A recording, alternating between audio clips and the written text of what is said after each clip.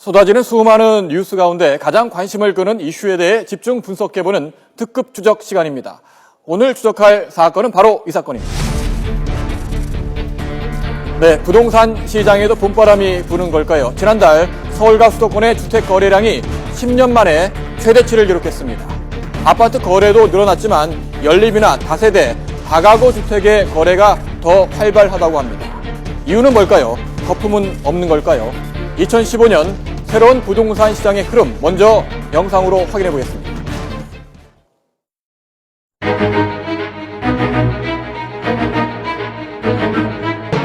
치솟기만 하는 전셋값도 수요자들의 눈을 분양으로 돌리게 하고 있습니다.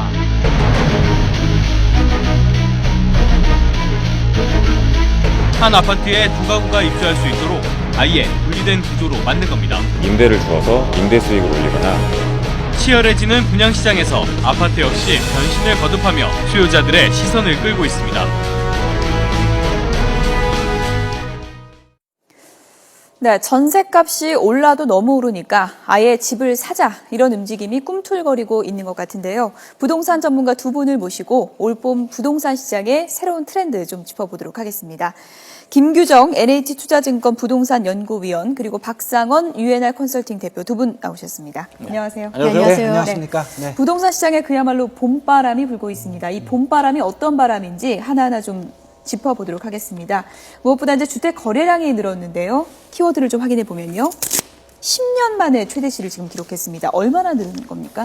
네, 주택 실거래량이 조사된 2006년 이후로 네. 2월 달에 거래된 주택 거래량으로는 최대치를 기록하고 있습니다. 2월 기준으로. 예. 네, 그렇죠. 특히 수도권 거래가 3만 7천여 건으로 전년 동월에 비해서 4% 이상 급증을 했고요. 서울 거래량만 해도 12,000건 정도가 2월에 거래가 돼서 예. 전년 동월 대비 10% 이상 올랐습니다. 2월 같으면은 뭐 비수기이기도 하고 그러니까요. 또 설 연휴도 끼어 있었기 때문에 예. 거래량이 전년 동월에 비해서 계속 늘어나고 있다는 것이 전세가 폭등에 의한 수요자들 매매 전환 이런 신호탄으로 읽어야 되느냐 이런 것 때문에 관심들이 높으신 것 같습니다. 네, 박 대표께서는 어떻게 보시는지요? 보통 지금까지 집을 내놔도 잘 거래가 안 됐다. 그래서 뭐 부동산 시장이 얼어붙었다는 말까지 나왔는데 이렇게 거래량이 늘어나는 이유는 뭐라고 보시는지요? 여러 가지가 이유가 있겠지만요. 우선 좀 전세 가격이 계속 급등을 하다 보니까 예. 대체적으로 그 매매 시장으로 전환하는 수요가 되게 많이 늘었고요. 예. 또한 이 분양 시장에서도 이제 프리미엄이 이제 계속 이제 억대를 호가하다 보니까 예. 예. 주변의 아파트 시장, 매매 시장으로도 많이 이제 전이되는 이런 효과가 있고요. 가장 중요한 건 정부에서 재건축 규제 완화를 대폭으로 이제 풀에 따라서 예. 이런 그 시세 상승에 대한 이런 기대감 때문에 투자자들이 좀 많이 이제 몰려드는 이유입니다. 아무래도 재건축을 하다 보니까 이주, 특히 강동구 쪽이라든지 서초구 쪽에 예. 이주가 이제 수만 세대가 하다 보니까 인근 지역으로 계속 이제 몰리면서 이 전세 또 매매 시장까지 이게 도미노 효과로 이제 거래가 좀 증가하고 네. 있다 예. 이렇게 볼 수 있겠습니다. 지금 여러 네. 가지 원인을 짚어주셨는데요. 주변에서 들어보면 지금 전세가 보면은 아예 그냥 집을 사는 게 낫다. 이렇게 네. 판단하는 분들이 점점 늘고 있는 것 같아요. 전세가율이 지금 어디까지 올라온 건가요? 지금 수도권의 전세가율이 한 70.6% 정도 예. 현재 올라와 있는데요. 이걸 이제 평균 통계를 낸 거고요. 실제는 90%에 육박한 지역들이 일부 좀 나오고 있는 집 사는 거랑 거의 비슷한 거네요. 그렇습니다. 90%면. 그래서 예. 그러다 보니까 지금 상당히 좀 특히 서민들이 주로 거주하는 이 소형주택 전세가율이 급격하게 이제 올라가고 있는데요. 그 60제곱미터 이하 흔히 얘기하는 전용 18평 이하가 72.2%, 60에서 85제곱미터 이하 전용 25평이라고 그러죠. 이게 예. 이제 70.5%, 85에서 102제곱미터가 65.2%고 특히 전세가 상승이 그 서민이 주로 이제 많이 찾는 예. 60제곱미터 이하 주택이 이제 많이 오르다 보니까 상당히 좀 서민들의 좀 삶이 좀 팍팍해지고 그러니까요. 아무래도 예. 소비도 좀 많이 줄어드는 이런 현상이 보이고 있고요. 특히 그 서북권이라든지 특히 서북권, 동북권, 서남권 쪽으로 해서 전세가격이 많이 오르고 있고 강남 재건축이 그 집중돼 있는 지역은 매매가 대비해서 전세가율이 좀 낮기 때문에 이 지역은 좀 낮게 좀 형성돼 있습니다. 예. 네. 부동산 시장에 봄바람이 불어서 좋다고 생각했는데 그게 아니고 견디다 못해서 전세 가격이 너무 많이 올라가다 보니까 이제 매매로 전환되는 수요가 늘어났다는 건데 왜 이렇게 전세값이 오르는 걸까요? 방금도 지적을 하셨는데 공급은 지속적으로 줄고 있는데 수요자들이 여전히 넘쳐나고 있기 때문입니다. 공급하는 집주인 입장에서는 워낙 금리가 저렴한 상황이 지속되다 보니까 오히려 수익이 많이 날 수 있는 월세로 계속 전세를 돌려서 내놓고 있어서 시장에서 전세 찾기는 점점 어려워지고 있고요. 반대로 수요자 입장들, 전세나 월세를 찾는 세입자들의 입장에서는 주거비용 측면에서 전세가 가장 아직은 저렴하기 때문에 전세를 찾기는 어렵지만 계속 고집하실 수밖에 없는 상황입니다. 그래서 수급 불균형이 심화되니까 전세 품귀는 심화되고 전세가율은 높아지고 어쩔 수 없이 떠밀려서 집을 사게 되는 수요자들이 최근 늘어나서 거래가 형성된다고 보실 수 있겠습니다. 집값을 육박하는 전세가 지금 어디까지 오를 것인가도 지금 관심인데요. 몇 년째 이 질문을 지금 하는 것 같습니다. 전세가 어디까지 오른다고 봐야 되는 건가요? 아무래도 그 일부 지방에서는 그 매매가보다도 전세가가 이제 오히려 비싼 지역도 사실 있다는 얘기는 그만큼 이제, 집을 살 필요가 없다. 이런 지역까지 좀 나타나고 있는데요. 현재로서는 적어도 올해 말까지는 계속 오를 수 있는 요인이 더 많지 않을까 이렇게 보고 있고요. 올해 그렇습니다. 말까지. 그래서 여러 가지 재건축 이슈 수요도 있을 뿐더러 앞서 이제 우리 전문가 말씀했듯이 계속적으로 월세 전환 속도가 상당히 빨라지고 있습니다. 특히 그 강남권을 중심으로 거의 절반 이상이 지금 월세로 좀 돌려가 있는 상태고요. 저금리다 보니까 계속 집주인들이 그 월세를 받는 수요가 많고요.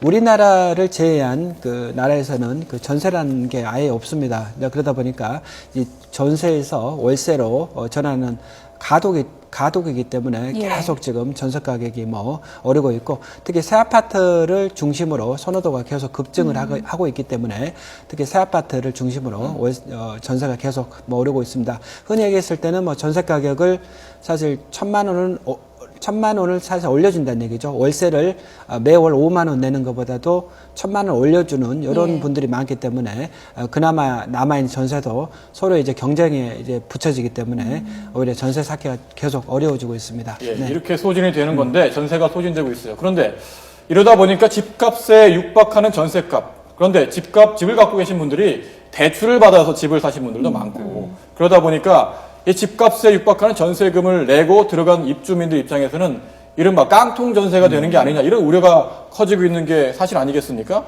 어떻게 보시는지요? 대책은 없는 걸까요? 실제로 이 집값에 거의 육박하는 수준을 보증금으로 내고 거주를 하시다 보니까 혹시 집값이 조금이라도 하락하거나 아니면 집주인의 사정이 안 좋아져서 경매에 붙여지거나 이럴 경우에는 전세 보증금을 100% 다 돌려받지 못하실 수도 있습니다. 그래서 일단은 그런 위험이 닥칠 수 있는 깡통 전세로 변할 수 있는 전세 같은 경우에는 일부 보증금을 월세로 반환한 반전세 같은 계약 형태를 좀 고민하시는 것도 방법일 수 있겠고요. 미리 어떻게 하나요? 일단은 전세 보증금과 기존의 이제 주택 집주인이 가지고 있는 근저당 대출 금액의 비용이 한 7-80%다라고 하면 이미 경매에 넘어갔을 때 깡통 전세가 될 수 있다라고 생각을 하셔야 되고요. 전세 보증금 반환을 도와주는 보증 상품들이 있습니다. 대한주택보증이나 서울보증보험에서 이제 내놓는 상품들을 가입해서 조금 안전장치를 하시는 건데 물론 이 경우에는 보증 상품인 만큼 개인별로 이 수수료를 좀 더 내셔야 하는 불편은 있습니다. 계약하기 전에 한번 꼼꼼히 더 살펴보셔야 될 것 같고요. 그렇습니다. 부동산 시장의 봄바람을 좀 짚어보고 있는데요. 이번엔 두 번째 키워드 어떤 내용인지 확인해 보도록 하겠습니다. 아파트보다는 무엇일까요? 연립 다세대라고 합니다. 예전에는 집 산다 하면은 대부분 다 아파트, 어느 아파트냐 이렇게 물어봤는데 요즘은 연립 다세대라고 하는데 이런 트렌드는 왜 생기는 걸까요? 전세에서 매매로 옮겨 타시는 분들 최근 그 결정 요인이 전세금이 너무 올라서 전세금 정도로 차라리 내 집을 마련할 수 있다면 주택 거래를 하자이기 때문일 겁니다. 그래서 전세금에서 조금 더 보태서 갈 수 있는 상품들이 연립이나 다세대일 가능성이 높다는 것이죠. 여전히 아파트 가격은 젊은 집이 필요한 세대주들이 마련하기에는 기본적으로 가격이 너무 높고 전세금에서 옮겨가려면 추가 대출을 많이 받아야 하기 때문에 전세금 정도에서 옮겨갈 수 있는 연립 다세대, 특히 신축 상품들을 조금 많이 찾고 있고 그런 거래량이 최근에 급증했다라고 분석이 됩니다. 박 대표님, 연립이나 다세대 서민 말씀도 하셨고 또 특히 젊은 층이 네. 많이 구입을 하는 것 같은데 부동산 거래 경험도 적고 네. 주의할 점이 뭐가 있을까요? 그렇습니다. 연립 다세대 같은 경우는 아파트 이제 전세 금액의 한 7, 80% 선에서 네. 매입을 하기 때문에 실제로 이런 연립 다세대 전세로 들어가신 분들도 있고요. 그 매매를 통해서 그 임대 수익을 올리려는 분도 상당히 많습니다. 하지만 이제 연립 다세대 같은 경우는 그 아파트에 비해서 이 대중성이 아직은 좀 떨어지기 때문에 예. 구입하기는 그다지 어렵지 않지만은 예. 나중에 이제 팔았을 경우에는 일부 지역에서는 황금성이 좀 문제가 될 수 있기 때문에 이런 부분을 좀 주의해야 될 것 같고요. 네, 집값이 더 잘 안 오르는 경향이 있나요? 아무래도 다 그렇지는 않고요. 예. 일부 지역에서는 뭐 재개발 재건축이라든지 일부 이주 수요가 있는 데서는 예. 집값이 어느 정도 이제 상승을 하지만은 그렇지 않은 지역에서는 오히려 이제 집값이 좀 정체되는 이런 영향이 있기 때문에 예. 이왕이면 개발 호재가 있는 지역 위주로 좀 하셔야 될 것 같고요. 그 다음에 방범이라든지 뭐 편의시설 면에서 좀 많이 좀 취약합니다. 그래서 대부분이 젊었을 때 이제 우리 신혼부부들이 한두 번씩 이제 방범 때문에 좀 이제 애로사항이 이제 예. 많이 겪는 얘기를 많이 듣는데요. 대부분 이제 아파트보다는 뭐 이제 다세대나 다가구 쪽에서 많이 일어나기 때문에 이런 점을 좀 주의해야 될 것 같고요. 그 다음에 뭐 어느 경매 시장을 보더라도 아파트보다는 서민들이 많이 거주하는 빌라 네. 쪽에 이제 경매가 좀 많이 들어오고 있습니다. 마지막으로 하나 이제 드리고 싶은 얘기는요. 이 깡통 전세뿐만 아니라 이 서민들이 이제 전세 금액이 없다 보니까 이 급전세, 그러니까 2천이나 3천만 원만 있으면은 이 전세를 얻을 수 있다는 예. 이런 그 광고를 심심찮게 볼 수 예, 있겠는데요. 예. 지하철 같은 데 그렇습니다. 붙여있는 그 최우선 보는데, 변제금을 이쪽은 이제 보존해주기 때문에 예. 이걸 이용해서 실제적으로 많이 얻는데 최근에서 인천에서 그 장애인이 실제적으로 최우선 변제금을 받지 못해가지고 예. 자살한 사건도 있었습니다. 그렇기 때문에 흔히 그 급전세 같은 경우는 대부분 빌라에서 많이 일어나기 때문에 이런 광고를 보고 실제적으로 계약을 했을 예. 경우는 최근 판례를 봤을 때는 이거는 채권자의 그 이익을 침해하는 걸로 봐서 최근에는 안 돌려주는 경향이 있기 때문에 주의를 해야 될 것 같습니다. 예. 네, 부동산 시장 새로운 흐름 짚어보고 있는데요. 마지막 키워드 보겠습니다. 이색 아파트가 등장하고 있다. 뭐 이제 경쟁 치열해지고 있는 것 같습니다. 아무래도 뭐 사려는 분들이 늘어나다 보니까 팔려는 분들도 고민을 좀 더 하시는 것 같은데 어떤 아파트가 등장하고 있죠?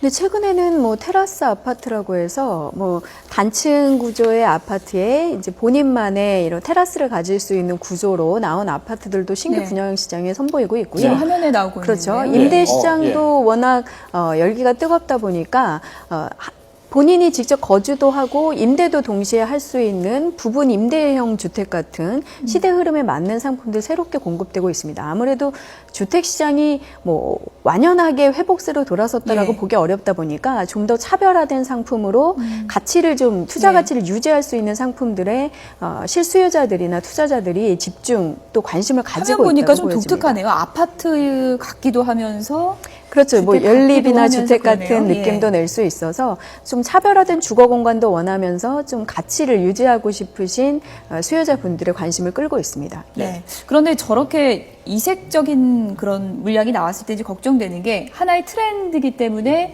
나중에는 또 인기가 또 시들 수도 있지 않습니까? 그런 염려는 없나요? 어떻게 보십니까?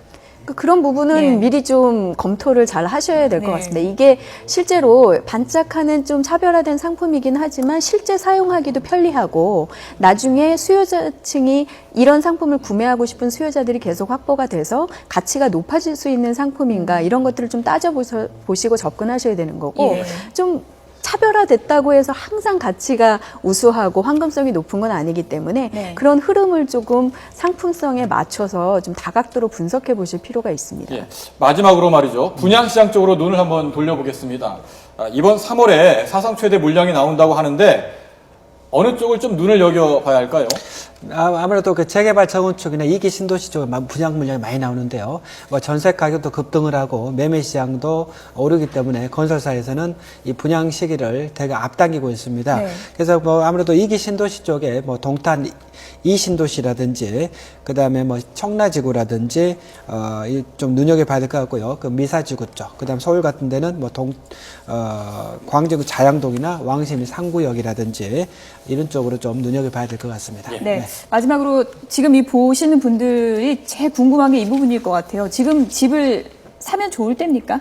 어떻게 진단을 하십니까? 예. 지금 뭐 상당히 문의를 많이 받는데요. 예. 그 어느 정도 여력만 되시면은 지금 정부의 정책 자금이 곧 나옵니다. 그래서 은행에서 1%짜리 이제 대출이 이제 9억 원 이하 주택에 대해서 나오기 때문에 이 1% 대출을 활용해서 어느 정도 본인의 소득에 대비해서 실제 너무 이제 가하지 않은 주택 같은 경우는 뭐 매입해도 괜찮고요. 일단은 뭐 쉽게 얘기했을 때는 본인이 주택을 나중에 본인이 거기서 안 살 수가 있거든요. 안 네. 살면 그거를 월세 상품을 할 수 있습니다. 그래서 현재 금리 대비해서 매매가 대비해서 한 4% 정도, 전세가 대비해서 6% 정도 나오는 월세 수익이 나오는 주택이라 그러면은 뭐 현재 구입을 해서 충분히 수익형 부동산으로서 역할을 하기 때문에 충분히 가능하다 이렇게 봐야 될 것 같고요. 분양시장에서는 지난해 이제 프리미엄에 붙어있는 지역들이 몇 군데가 있거든요. 그래서 예. 프리미엄에 붙어있는 지역 위주로 청약 전략을 잘 짜서 청약을 하시는 전략을 사용해야 될 것 같습니다. 예. 주택 시장에 바람은 불고 있습니다. 따뜻한 훈풍인지 황사가 섞인 봄바람인지 고민이 많으실 텐데요. 주택 시장의 흐름을 면밀하게 살펴보셔서 집 구매 시기, 집 매매 시기 선택하셨으면 좋겠습니다. 네.